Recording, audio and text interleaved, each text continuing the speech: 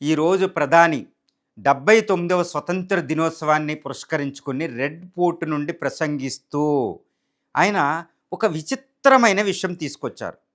విచిత్రమైన నేను ఎందుకు అంటున్నానంటే, జనరల్‌గా అది రెడ్ ఫోర్ట్ నుంచే మాట్లాడవలసిన అవసరం లేని ఒక విషయం. అది ఏంటంటే ఆర్ఎస్ఎస్. ఆర్ఎస్ఎస్ 100వ దినోత్సవాన్ని జరుపుకుంటుంది. పుట్టినరోజు దినోత్సవం ఒక రకంగా. ఎందుకంటే అది 1925 సెప్టెంబర్ 17వ తారీఖున ఆల్మోస్ట్ అది ఉద్భవించిందే. కానీ 1929 నుంచి మొదలైంది. ఇది సెప్టెంబర్లో ఈ వచ్చే దసరాకి 100వ యానివర్సరీ జరుపుకుంటుంది. 100వ సెలబ్రేషన్ జరుపుకుంటుంది. 100వ పుట్టినరోజు జరుపుకుంటుంది ఆర్ఎస్ఎస్ రాష్ట్రీయ స్వయం సేవక్ సంఘ్. దీన్నే సంఘ పరివార్ అంటారు. ఇందులో ఏబీవీపీ ఒకటి ఉంటుంది, అదేవిధంగా విహెచ్పి అని ఒకటి ఉంటుంది, ఆర్ఎస్ఎస్ ఒకటి ఉంటుంది, అందులోనే బీజేపీ. అదే బీజేపీ పార్టీ ఈరోజు భారతదేశాన్ని రూల్ చేస్తుంది. అందులో 11 సంవత్సరాల పాటు ప్రధానిగా పనిచేసిన నరేంద్ర మోడీ గారు తనను పుట్టించి ఈ దేశ సేవ చేయడానికి అవకాశం ఇచ్చిన తన మాతృ సంస్థ అయిన రాష్ట్రీయ స్వయం సేవక్ సంఘకి ఈరోజు రెడ్ ఫోర్ట్ నుండే మాట్లాడారు. ఎందుకంటే ఇది వరల్డ్స్ లార్జెస్ట్ వాలంటరీ ఆర్గనైజేషన్. ఇది దేశ సేవలో దేశభక్తులు నిమగ్నమై ఉంది. ఇది వండర్స్ ఆఫ్ ది వండర్స్ అని ప్రైమ్ మినిస్టర్ రెడ్ ఫోర్ట్ నుండి మాట్లాడడం అనేది ఒక విచిత్రమే. ఎక్కడైనా మాట్లాడవచ్చు దాన్ని.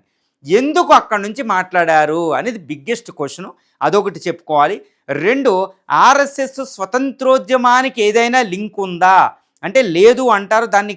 దాన్ని క్రిటిసైజ్ చేసి ఈరోజు ప్రైమ్ మినిస్టర్ చెప్తున్నాడు ఆర్ఎస్ఎస్ దేశ సేవలు నిమగ్నమైంది, చాలా హిస్టరీ ఉంది అనేట్టు కాంగ్రెస్ అంటూ ఉంటుంది. RSS is nothing to do with the freedom struggle. ముందు లేదు, బ్రిటిష్ వాడికి సపోర్ట్ చేసిందని క్రిటిసైజ్ చేస్తూ ఉంటారు కదా. ఈరోజు రెడ్ ఫోర్ట్ నుంచి స్వతంత్ర దినోత్సవ ప్రసంగంలో ఆర్ఎస్ఎస్ ప్రస్తావన మోడీ ఎందుకు తీసుకొచ్చారు అంటే ఇలాంటి క్రిటిసిజాన్ని పక్కన పెట్టడానికి. రెండోది ఏంటంటే ఈరోజు ఆర్ఎస్ఎస్ చీఫ్ మోహన్ భగత్ గారు ఏం చెప్తున్నారంటే 75 సంవత్సరాలు అయిన తర్వాత వెళ్ళిపోవాలి అని చెప్తున్నారు. మరి 75 సంవత్సరాలు ఇదే సెప్టెంబర్ 17వ తారీఖు ఆయనకు అవుతాయి. మరి ఎలా అంటే దిగిపోతారా లేదా ఆర్ఎస్ఎస్ ఇన్ని 2029 వరకు ప్రధానిగా కంటిన్యూ చేస్తుందా అంటే కంటిన్యూ చేసే అవకాశాలు ఎక్కువ. ప్రధాని మోడీ ఈరోజు ఆర్ఎస్ఎస్ కోసం ప్రస్తావన తేవడం వెనకాల కూడా ఇది ఉంది. అంటే ఆర్ఎస్ఎస్ మాతృ సంస్థ, నువ్వు చెప్పినట్టే నేను చేస్తాను, నువ్వు వండర్ఫుల్, ఇదిగో నీ వల్లే నేను ఇక్కడున్నా, రెడ్ ఫోర్ట్ నుంచి ప్రసంగిస్తున్న, దేశ ప్రజలను ఉద్దేశించి ఈ దేశం కోసం మాట్లాడగలుగుతున్నా, దేశ సేవ చేస్తున్నా, ఈవెన్ 75 సంవత్సరాల వయసులో కూడా 103 నిమిషాల ప్రసంగం చేశాను అని ఆర్ఎస్ఎస్కి ఉద్బోధ చేసినట్టుంది. అంటే ఏంటి, ఆర్ఎస్ఎస్ ఈ 2029 వరకు ప్రధానిగా కొనసాగించే అవకాశాలే ఉన్నాయి. ఎందుకంటే ఆయనకు ఉన్న ప్రజాదరణ ఇప్పుడు ప్రపంచంలో అతి ఎక్కువ ప్రజాదరణ ఉంది. వరల్డ్ క్లాస్ లీడరు, ఇండియాలో అతిపెద్ద ప్రజాదరణ ఉంది. బీజేపీకి లేనంత ప్రజాదరణ ఒక రకంగా మోడీకి ఉంది. ఎందుకంటే పార్టీ అక్కడ కొయిలేషన్ ఉన్నా ఇక్కడ నరేంద్ర మోడీ ప్రజాదరణ చూస్తే ఏ ప్రపంచ నాయకుడు పనిచేయడు. ఇప్పుడు మోడీ అక్కడ ట్రంప్కే లేదు ప్రపంచంలో, ఈవెన్ స్వదేశంలో కూడా లేదు. మోడీకి అంతటి ప్రజాదరణ ఉందండి. ఇప్పుడు ఇంతటి అద్భుతమైన నేతని ఇండియన్స్ వదులుకునేలా ఎక్కడ సంసిద్ధంగా లేదు. ప్రస్తుతం భారత్ ఎదుర్కొంటున్న వివిధ సమస్యల నుంచి బయటపడేసే శక్తి సామర్థ్యాలు మోడీకే ఉన్నాయని భారతదేశం కూడా నమ్ముతుంది. కానీ ఆర్ఎస్ఎస్ ఏం చెప్తే అది వినాలి. కానీ ఆర్ఎస్ఎస్కి ఈయన 70 సంవత్సరాలు నిండినా నేను ఇలా ఉన్నాను అని చెప్పి 29 వరకు నన్ను కంటిన్యూ చేయండి అన్నట్టు మాట్లాడినట్టు కూడా ఉంది. అందుకే అక్కడ ప్రస్తావన వచ్చింది. 2, ఆర్ఎస్ఎస్ 100వ దినోత్సవం జరుపుకుంటుంది. ఇక రెండో విషయం ఏంటంటే ఆర్ఎస్ఎస్ అక్కడే ఎందుకు ప్రస్తావన చేశారు అంటే ఒకటి ఉంటుంది అనమాట. కాంగ్రెస్ ఎప్పుడు చెప్తుంది, ఇండియన్ నేషనల్ కాంగ్రెస్ 1885లో పుట్టి 150 సంవత్సరాల దాకా వచ్చి ఇప్పుడు age world party, Gandhi, Nehru, Vallabhbhai Patel, Ambedkar ఇలాంటి గొప్ప గొప్ప నేతలను మేము ఇచ్చాం, స్వతంత్రం తెచ్చాం, ఇదిగో రాజ్యాంగం ఇచ్చాం, గుర్తుపెట్టుకోండి, ఆర్ఎస్ఎస్కి ఏ హిస్టరీ ఉంది, మీ బీజేపీకి ఎప్పుడు ఉందా అంటూ ఉంటారు కదా. చెప్తున్నారు మా బీజేపీ పార్టీ పుట్టడానికి కారణమైన జనసంఘం, తర్వాత ఈ పార్టీ పుట్టడానికి కారణమైన ఈ ఆర్ఎస్ఎస్ అనేది 100 సంవత్సరాల చరిత్ర ఉంది. ఇది ఎంతో చేసింది 1925 నుంచి ఆయన చెబుతున్నారన్నమాట. శ్యాంప్రకాష్ ముఖర్జీ, హెడ్గే వారి నేతల ప్రస్తావన కూడా వచ్చింది అక్కడ. సో వీళ్ళందరూ గొప్ప గొప్ప నేతలు, దేశభక్తి రగిలి ఉంటుంది.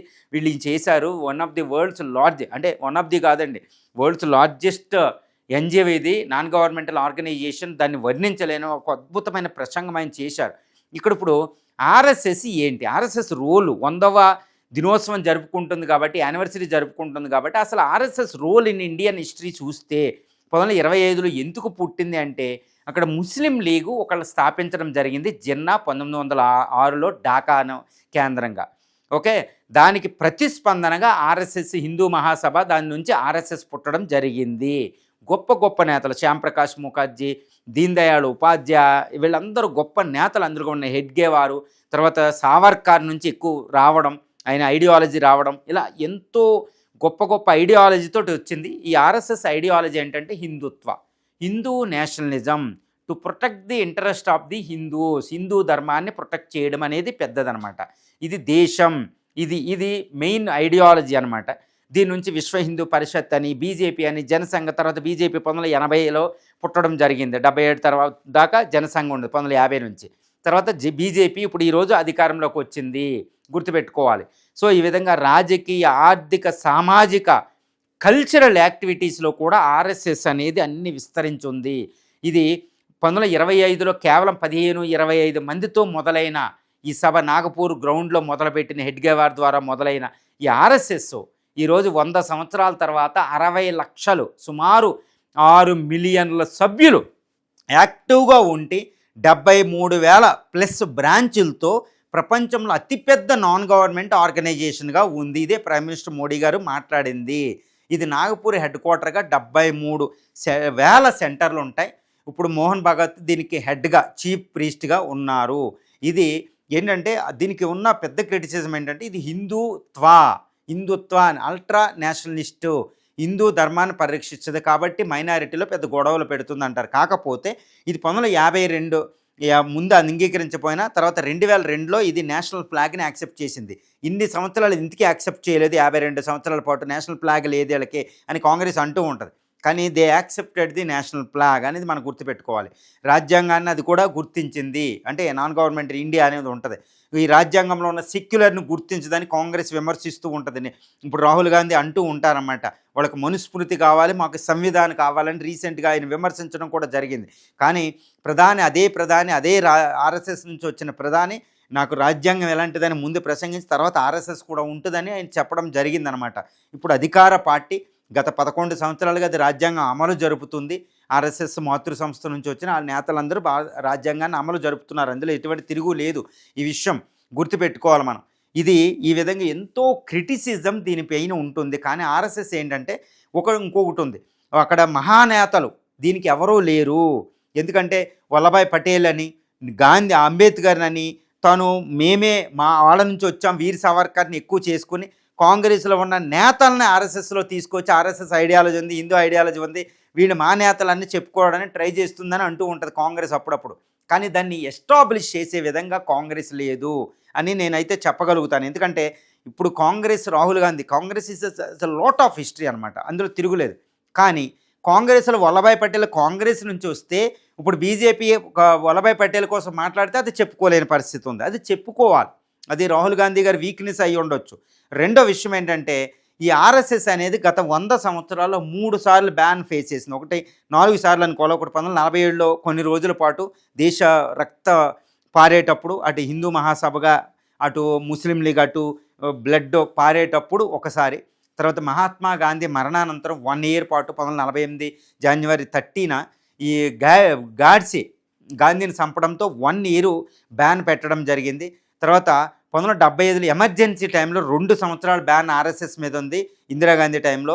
తర్వాత 1992 బాబ్రీ మసీద్ డిమాలిషన్ తర్వాత 1 సంవత్సరం పాటు పివి నరసింహరావు టైంలో కూడా బ్యాన్ విధించారు. తర్వాత రెస్టోర్ చేయబడింది.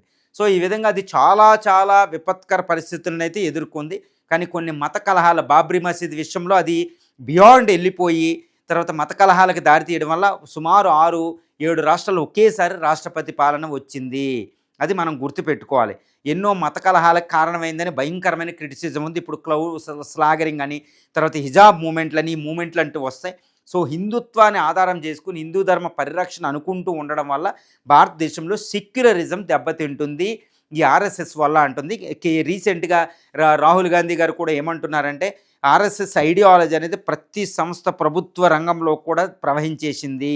ఈ మనుస్మృతి, ఈ ధర్మం, దీన్ని ఎదుర్కోవడానికే నేనున్నా, నా ప్రాణం పోయినా అంటూ రాహుల్ గాంధీ గారు అంటూ ఉంటారు. ఇది ఆర్ఎస్ఎస్కి సంబంధించింది. కానీ ఏదేమైనప్పటికీ గత 100 సంవత్సరాలుగా అది ఎన్నో కష్టాలను ఎదుర్కొంటూ దేశ సేవలో ఎన్నో సైక్లోన్స్ అని, ఎన్నో సోషల్ అని, ఎన్నో ఎడ్యుకేషన్ అని, హెల్త్ ఇష్యూస్ అంటూ దేశ సేవ చేస్తుంది. అదే ప్రైమ్ మినిస్టర్ గారు ఈరోజు రెడ్ ఫోర్ట్ నుంచి దాని యొక్క సేవలను కొనియాడుతూ 100వ దినోత్సవం జరుపుకుంటున్న ఈ ఆర్ఎస్ఎస్కి నా యొక్క శుభాకాంక్షలను తెలుపుతూ, అది రెడ్ ఫోర్ట్ నుండి ఆర్ఎస్ఎస్ని తీసుకురావడం అనే దాంట్లో ఒక ఇంతటి కథ ఉందనేది మీకు ఇప్పుడు దాకా చెప్పానమాట. అదేంటి, ఆర్ఎస్ఎస్ కూడా దేశానికి భద్రత అంటే దేశాన్ని పునర్నిర్మాణంలో ఆర్ఎస్ఎస్ పాత్ర చాలా కీలకమని ప్రధాని చెప్తున్నారు. ఇప్పుడు వచ్చే వికసిత భారత్ 2047 నాటికి దగ్గరికి కూడా ఈ ఆర్ఎస్ఎస్ అనేది చాలా ఇంపార్టెంట్ ఉంది. దీని రోల్ చాలా important to protect the Indian culture, civilisation, ఈ హిస్టరీ, ఈ యొక్క సామాజిక ఆర్థిక ప్రగతిలో ఆర్ఎస్ఎస్ రోల్ చాలా ఇంపార్టెంటు. దేశంలో పాన్ ఇండియా, పాన్ వరల్డ్ అయిపోయింది ఆల్మోస్ట్. దీని రోల్ చాలా ఎక్కువ ఉందని ప్రధాని చెప్పినట్టు మనం ఈరోజు భావించుకోవచ్చు.